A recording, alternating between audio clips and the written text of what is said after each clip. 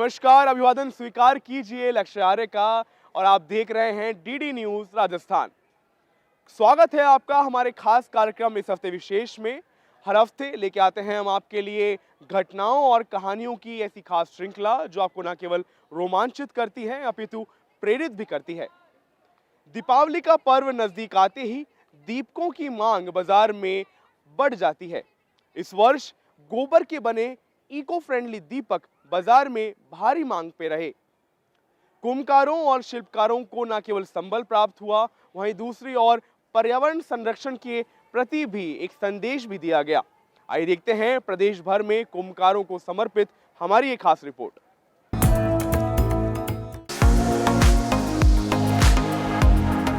दीपावली का त्योहार नजदीक आने के साथ ही एक और जहां बाजारों में सजावट के सामानों की दुकानें सजने लगी हैं, वहीं मिट्टी से बने पारंपरिक दीयों के निर्माण के लिए भी कारीगरों ने तैयारियां शुरू कर दी हैं। रोशनी के त्योहार दीपावली पर लोगों के घरों को रोशन करने के लिए केकड़ी में इन दिनों दिए बनाने वाले कारीगरों के चाक की रफ्तार बढ़ गई है। दीपावली पर सजावट के लिए लोग मिट्टी से बने पारंपरिक दियों से घरों को रोशन करते हैं। इसी के चलते इस साल भी दीपावली को लेकर केकड़ी में दिए निर्माण को लेकर कुंभकारों की तैयारियां परवान पर हैं। साथ ही दीपावली के त्योहार पर इस बार बेहतर खरीदारी की उम्मीद है। इसके अलावा कुंभकार अपनी दिवाली रोशन होने की उम्मीद भी कर रहे हैं। और हम मिट्टी के बर्तन बनाते हैं, जैसे मटकियाँ हुई, दीपक हुए, दुपहने हुए, गुल्लक हुए, हांडियाँ हुई। हम मिट्टी के दीपक बनाते हैं और हर घर को रोशन करने के कार्य करते हैं। इस बार हम भी दीपावली पर अपेक्षा रखेंगे अधिक से अधिक दीपक बिके और हर घर खुशहाली आवे। यहाँ से मिट्टी लाना पड़ता है, मिट्टी को फिर गिलवा के छानना पड़ता है, फिर कटाई करना पड़ता है। बहुत मेहनत होती है, लेकिन जितनी मेहनत होती है उतनी मजदूरी नहीं मिलती है आजकल। क्या ये 1 रुपये में बिकता है, बहुत कम रेट है, लेकिन क्या करें अभी ये चाइनीज लाइटें आ गई वगैरह वगैरह, दूसरे दीपक आ गए। आजकल पानी में जलने वाले दीपक और चलने लग गए। इस हिसाब से धंधा बहुत कम हो गया हमारा। पहले धंधा ठीक चलता था, घर घर में दीपक मिट्टी के ही जलते थे, लेकिन आजकल चाइनीज चीजों का ज्यादा प्रभाव हो रहा है। दिए बनाने वाले कारीगरों का कहना है कि आर्थिक सहायता के साथ ही बदलती तकनीक से उनके काम को आसान बनाने के लिए प्रधानमंत्री नरेंद्र मोदी की ओर से वोकल फॉर लोकल मुहिम के अनुसार पीएम विश्वकर्मा योजना के तहत दिए जाने वाली मदद और टूल किट प्रदान किए जाने से इन्हें काफी राहत मिली है। इसको लेकर इन कारीगरों ने प्रधानमंत्री का आभार भी व्यक्त किया है। प्रधानमंत्री पीएम मोदी ने जो विश्वकर्मा योजना चलाई है, उसके तहत बहुत लाभार्थी हुए हैं इसके, और इससे हमें 4-4.5 हजार रुपये जो 7 दिन गए थे उनकी ट्रेनिंग के वो मिले हैं, और टूल किट भी मिलेगा 15,000 रुपये का। और इससे आर्थिक से लोन जैसे 1 लाख रुपए है वो भी ईश्वर की दया से और प्रधानमंत्री की कृपा से प्रदान होगा। कारीगरों ने बताया कि लोग आज भी मिट्टी से बने दियों से घर को रोशन करना पसंद कर रहे हैं। इन दियों की जगमगाहट बाजारों में देखने को मिल रही है। हमने देसी गाय के गोबर से दीपक बनाए हैं। जब 2019-20 में कोरोना आया था तो हम फ्री थे, और उस फ्री समय में हमने देसी गाय के गोबर पे काम करने का सोचा, विचार किया, और उस समय हमने कई प्रकार के प्रोडक्ट बनाए जिसमें देसी गाय के गवे से बना हुआ दीपक है। ये जो दीपक है ये इको फ्रेंडली है और इसकी मार्केट में काफ़ी अच्छी डिमांड है। ये नहीं जलने वाला दीपक होता है, इसको आप रीयूज भी कर सकते हैं, और हमारे पास जो दीपक है उसमें घी फ्लेट भी दीपक मिल जाएगा, और इसकी विदेशों में भी मांग है काफ़ी अच्छी मात्रा में। दीपावली के इस अवसर पर जयपुर ग्रामीण का असलपुर गाय के गोबर से निर्मित उत्पादों का विशेष केंद्र बना हुआ है। यहाँ युवाओं द्वारा दीपोत्सव पर घरों में इको फ्रेंडली रोशनी के लिए गाय के गोबर से दीपकों का निर्माण किया जा रहा है। दीपोत्सव त्योहार के चलते इन दिनों बड़ी संख्या में यहाँ स्थानीय कारीगरों द्वारा दीपक बनाए जा रहे हैं। राजधानी जयपुर सहित जोधपुर, उदयपुर, दिल्ली और एमपी में भी यहां से दीयों की बिक्री के लिए दीपक जा रहे हैं। इससे अंदाजा लगाया जा सकता है कि बाजारों में लोग गोबर से निर्मित दीयों को काफी पसंद कर रहे हैं। ब्यूरो रिपोर्ट, दूरदर्शन समाचार, जयपुर।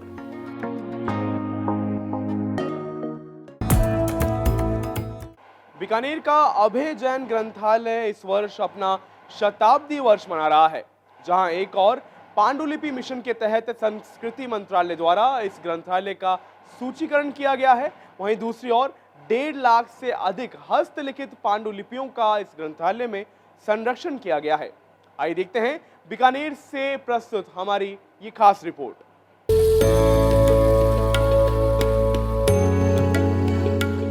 बीकानेर में स्थित अभय जैन ग्रंथालय बहुत प्राचीन ग्रंथालय है। आपको बता दें कि इस ग्रंथालय का यह शताब्दी वर्ष है। निर्माण को हुए पूरे 100 साल हो चुके हैं। इस ग्रंथालय की स्थापना अगरचंद नाहटा और भंवरलाल नाहटा ने भारतीय संस्कृति के संरक्षण के लिए किया था। प्राचीन संस्कृति के संरक्षण के संकल्प को लेकर उन्होंने 12 वर्ष की अवस्था से ही ग्रंथों का संग्रह करना शुरू कर दिया था। उन्होंने सुदूर अंचलों में बिखरी पड़ी भारतीय ज्ञान संपदा को देश भर में घूमकर एकत्रित कर संरक्षित करने का कार्य जीवन व्रत किया है। इस मिशन को अब उनके परिजन पूरा कर रहे हैं। साथ ही संस्कृति मंत्रालय के द्वारा पांडुलिपि मिशन के तहत इस ग्रंथालय में सूचीकरण का कार्य करवाया जा रहा है। वहीं जन उपयोगी बनाने के लिए भारत सरकार की कृति संपदा पोर्टल पर इसकी जानकारी भी अपलोड की जा रही है।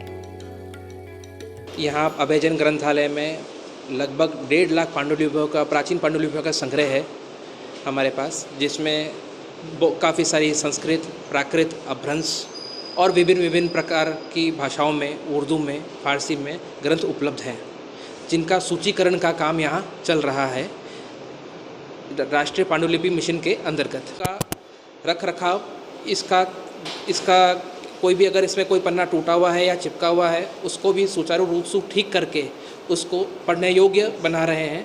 और इसके अंतर्गत हम लोग यहाँ एक लैब, हाईटेक लैब स्थापित करने का भी सरकार से अनुमति ली है, जिसके माध्यम से बीकानेर पूरे संभाग में आजू बाजू जितने भी ग्रंथालय हैं या पुराने ग्रंथ हैं, उन ग्रंथों का हम उस लैब के द्वारा उसको वापस पुनर्जीवित करेंगे, जो कि जीर्ण अवस्था में है। पांडुलिपियों की क्या उपयोगिता है? पांडुलिपि तो मैडम प्राइमरी सोर्सेज होते हैं। प्राइमरी सोर्सेज होते हैं, प्राथमिक सोर्स होते हैं, सेकेंडरी सोर्स होते हैं, टर्शरी सोर्सेज होते हैं। तो जो बच्चे शोध करते हैं, हम लोग उनको यही सिखाते हैं। जो ओरिएंटेशन प्रोग्राम्स होते हैं, जो रिफ्रेशर प्रोग्राम्स होते हैं, उसमें हम लोग खास तौर पे बच्चों को फोकस इस बात पे रखना चाहते हैं कि वो प्राइमरी यानी जो मूल स्रोत हैं उन्हें। पांडुलिपियाँ पढ़ना भी अपने आप में एक बहुत विशिष्ट कला होती है, जो हर किसी में नहीं होती। इसके कोर्सेज भी होते हैं, जैसे पर्शियन के कोर्सेज होते हैं, उसके अलावा उर्दू के कोर्सेज होते हैं। मुझे जहाँ तक जानकारी मिली है कि अभय ग्रंथालय जो है, इसमें फारसी के भी स्रोत हैं, उर्दू के भी स्रोत हैं, कन्नड़ के भी स्रोत हैं, जैन स्रोत हैं, कई प्रकार की भाषाओं के स्रोत हैं। तो जो इन भाषाओं के एक्सपर्ट्स हैं, वो यहाँ आकर के इन पांडुलिपियों को पढ़ के और उन्हें अगर ट्रांसलेट करते हैं किसी और भाषा में, मे बी हिंदी में या इंग्लिश में अगर करते हैं, तो वो ग्लोबल लेवल पर पहुंच सकता है। तो इस तरह का जो काम अगर चल रहा है, जैसा कि आपने मुझे बताया कि सूचीकरण स्टार्ट हो गया है, तो मेरे लिए हर्ष का विषय है।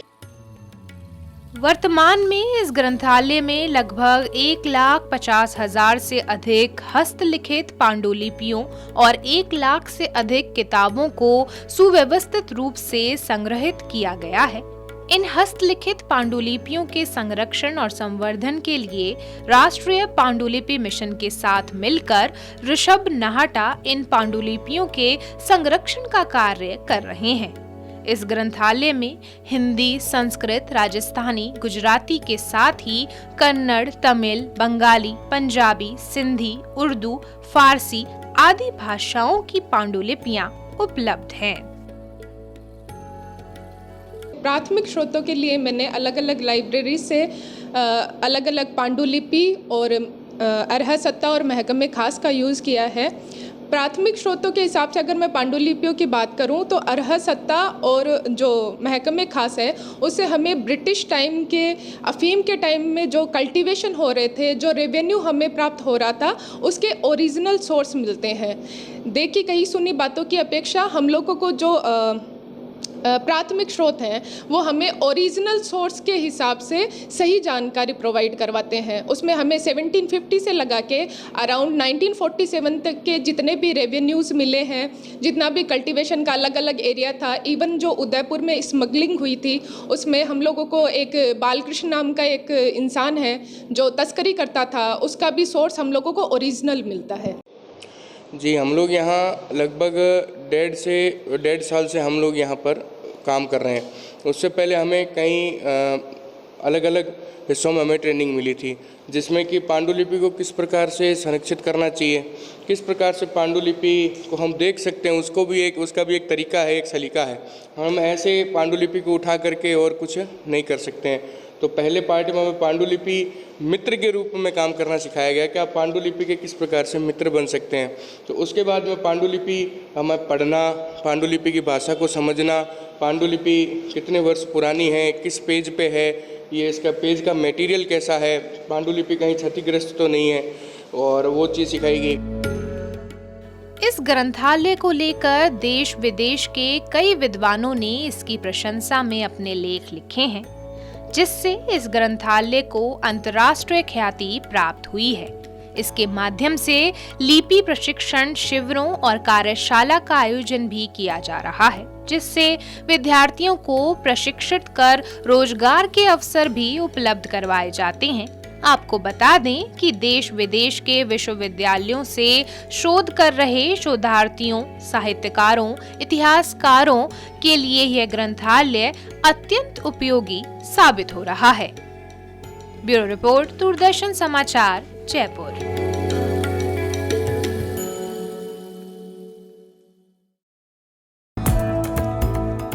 लेक सिटी कहे जाने वाले उदयपुर में चौथी दिव्यांग नेशनल क्रिकेट प्रतियोगिता का आयोजन किया गया, जिसमें 24 टीमों के 400 से अधिक खिलाड़ी ने भाग लिया। किसी के हाथ नहीं थे तो किसी के पांव, परंतु आत्मबल के भरोसे इनका खेल सभी को हैरत अंगेज करने वाला था। आइए देखते हैं उदयपुर से हमारी ये खास रिपोर्ट। लेक सिटी उदयपुर में आयोजित चौथी दिव्यांग नेशनल क्रिकेट प्रतियोगिता ने अपने आप में अलग ही मिसाल पेश की, जो दिव्यांग खिलाड़ियों का महाकुंभ भी कही गई। मैदान में कोई बिना हाथ तो कोई बिना पांव के आत्म मनोबल के साथ खेलता नजर आया। वहीं शारीरिक रूप से कमी होने के बावजूद उत्साह के दम पर आसमान छूने का जोश सभी खिलाड़ियों में देखा गया। दिव्यांग क्रिकेट जो है बहुत ही चुनौतीपूर्ण क्रिकेट है, और इस चुनौती को हमारे दिव्यांग जो बच्चे हैं उन्होंने बहुत ही अच्छे से स्वीकार किया है। जहां तक सवाल है फिजिकली चैलेंज, उसके अंदर हमारे जो जनरल सेक्रेटरी हैं DCCI के रविकांत चौहान जी, उन्होंने इस पे बहुत काम किया है। और हमारे जो बच्चे हैं इनके लिए आप देखिए कि नारायण संस्थान की मदद से 24 टीमें यहाँ खेलने के लिए आए हैं, 400 बच्चे यहाँ पे हैं, अच्छे अच्छे ग्राउंड पे खेल रहे हैं, सबका लाइव स्क्रीनिंग हो रहा है।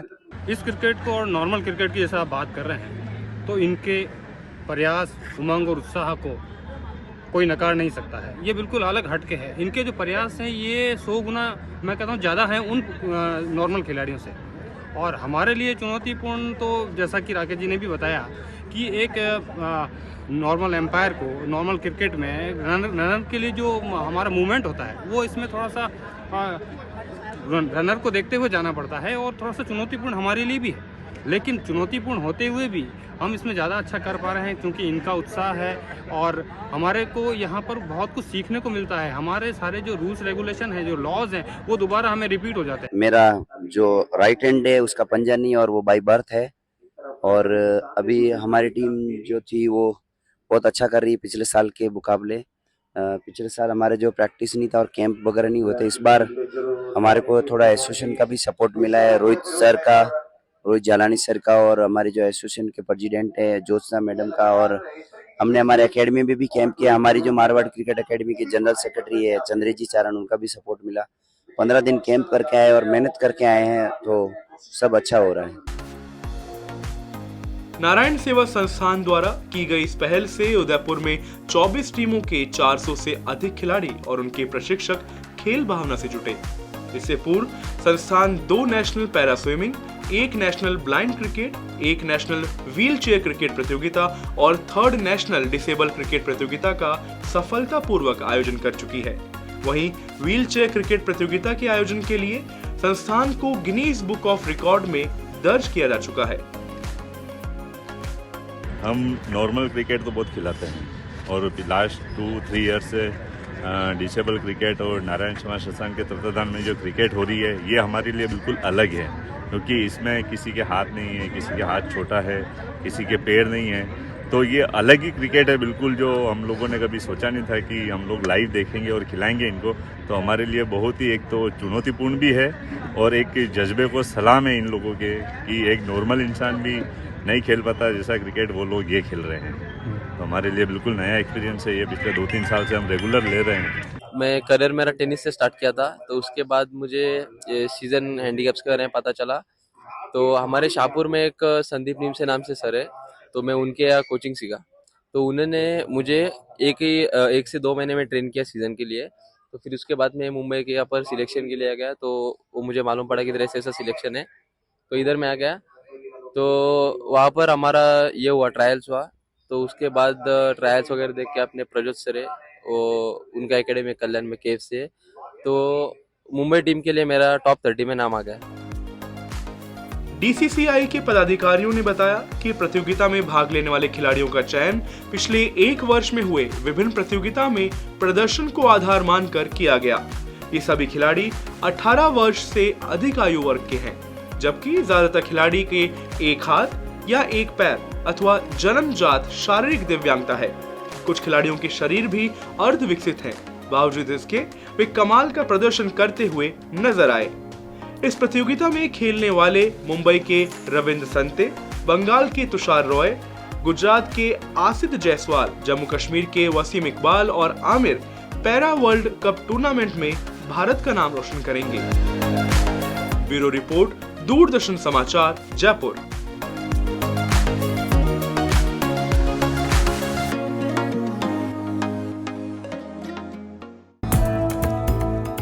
साल 2024 को मोहम्मद रफी की जन्म शताब्दी के रूप में मनाया जा रहा है, जिसके अंतर्गत देश भर के विभिन्न शहरों में मोहम्मद रफी की श्रद्धांजलि स्वरूप उनको कार्यक्रम समर्पित किए जा रहे हैं। इसी कड़ी में जयपुर में पुकारता चला में कार्यक्रम का आयोजन किया गया, जिसमें शहर के प्रमुख गायकों और कलाकारों ने मोहम्मद रफी साहब को श्रद्धांजलि सुमन स्वरूप उनके गीत प्रस्तुत किए।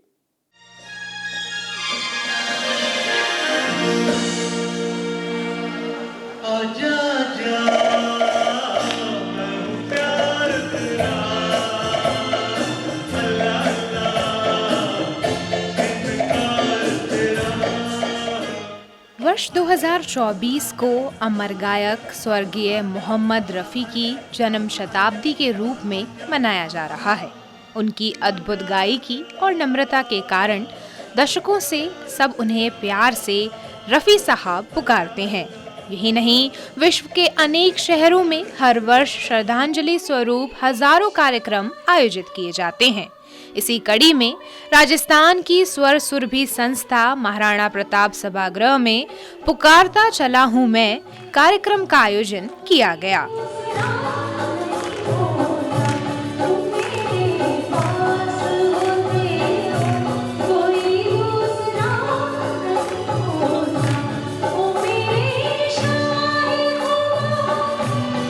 लोग समय समय पे बहुत अच्छे कार्यक्रम करते रहते हैं, भक्ति संध्याएं भी करते हैं।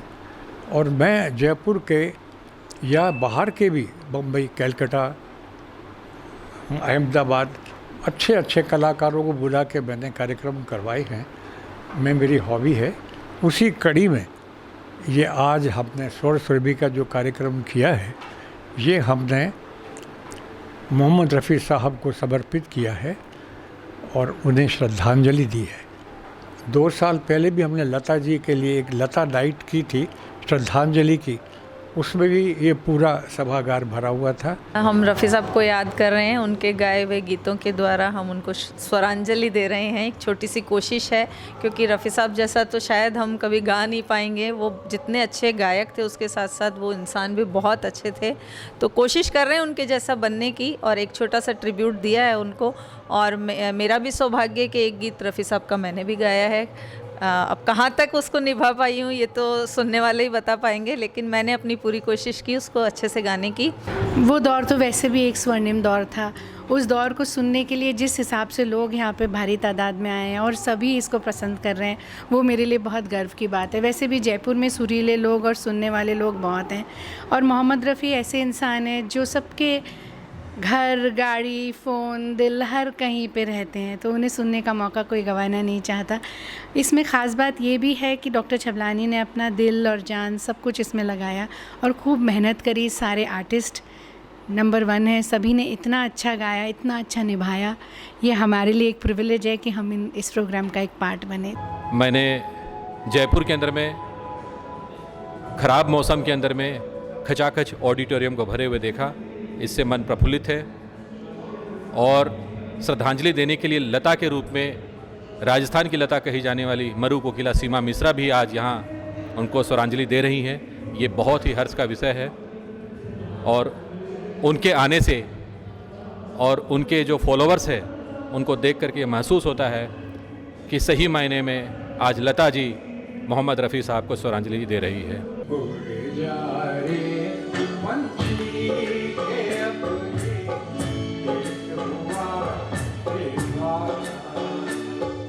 संगीत संध्या में रफ़ी साहब को उन्हीं के गीतों से श्रद्धा सुमन पेश किए गए।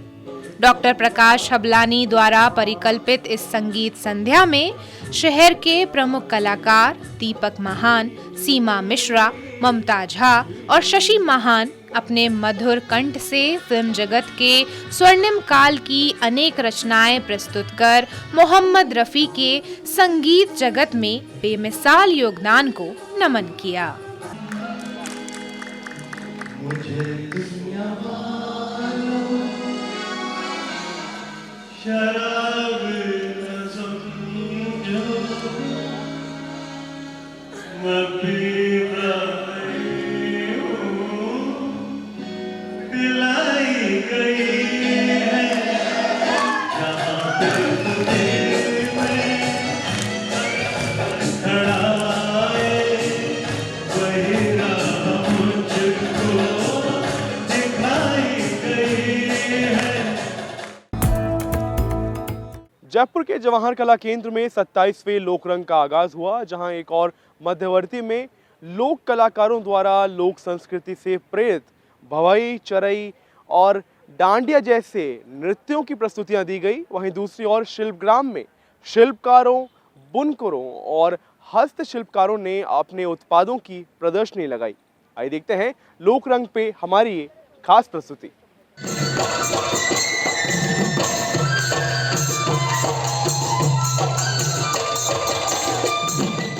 जयपुर के जवाहर कला केंद्र की ओर से 27वें लोकरंग महोत्सव का आयोजन किया गया।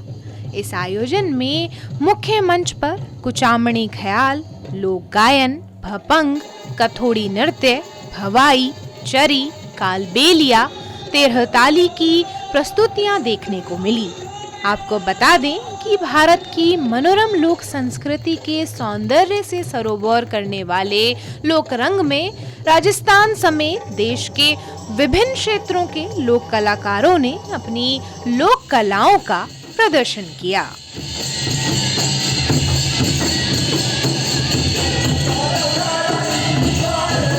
तो लोकरंग के अंदर वैसे ट्रेडिशनल जो फोक डांसेस है, यानी ट्राइबल ग्रुप से लेकर राजस्थान के हर एक क्षेत्र के जो प्रादेशिक लोक नृत्य है उनका कलेक्शन करके उसमें सेलेक्टेड ग्रुप को लेके फिर हम लोग उनको बुलवाते, ताकि ये वो सारी जो विधाएं हैं ऑल ओवर इंडिया में, जो भारत के हर एक प्रादेशिक क्षेत्र में, वो सारे के सारे एक मंच के ऊपर लोगों के सामने आए। 27वां लोकरंग है, इसके 26 संस्करण हम कर चुके हैं, तो एक लंबा अनुभव इसके पीछे है, जुड़ा हुआ है।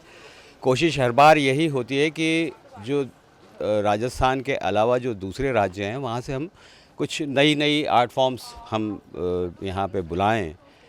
कई बार सरकार अलग अलग सरकारों का सहयोग मिल जाता है, कभी कभी जोनल सेंटर्स का सहयोग मिल जाता है, तो उनके माध्यम से कलाकार हमारे पास में आते रहते हैं। और जवाहर नवोदय कला केंद्र का भी बहुत आभार मानते हैं, क्योंकि पूरे देश से जो बिखरी बिखरी संस्कृति है उसको उसने एक झुंड में एकत्रित करके पूरा भारत की कला, भारत देश को एक मंच पे एकत्रित किया है और इतना बड़ा प्लेटफॉर्म मिला है और इतनी बड़ी रहने की, खाने की, पीने की, आने जाने की, बस की सुविधा, सभी जवाहर कला केंद्र का हम दिल से धन्यवाद आभार करना चाहते हैं।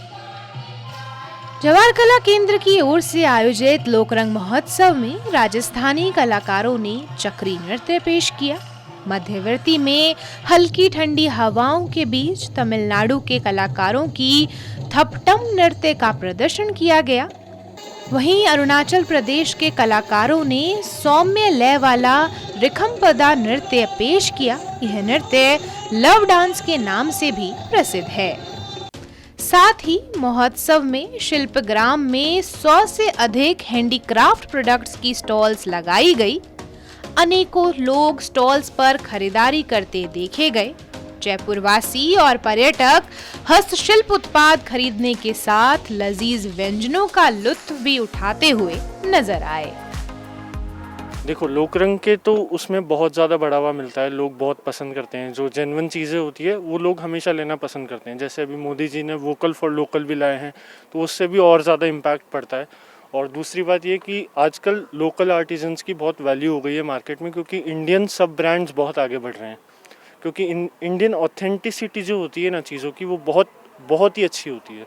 ये कानी वर्क में किया जाता है। जो ये काम हुआ है ये सब कानी वर्क का हुआ है। और जो फैब्रिक है इसका जो धागा होता है, ये जरी कतान का धागा होता है, हम बनारस से लाते हैं खाली धागा। लेकिन जो वर्क होता है, इस वर्क को हम कश्मीर में करते हैं। तो कानी वर्क की साड़ी होती है प्योर कतान में। मतलब ये आप ये होम वॉशेबल साड़ी तो है नहीं, ये ड्राई क्लीन पीस है, 100% प्योर चीज़ है। इसमें अगर आप चाहेंगे तो इसमें हमारे पास फुल डिज़ाइन वाले भी है।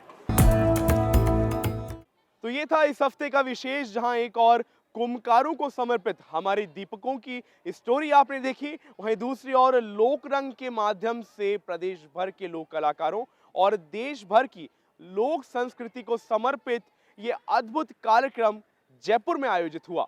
वहीं दूसरी ओर मोहम्मद रफी को समर्पित उनकी जन्म शताब्दी पे जयपुर में ही कार्यक्रम आयोजित किया गया। अगले सप्ताह फिर लौटेंगे विशेष कहानियों के साथ में। तब तक के लिए दीजिए मुझको इजाजत। नमस्कार।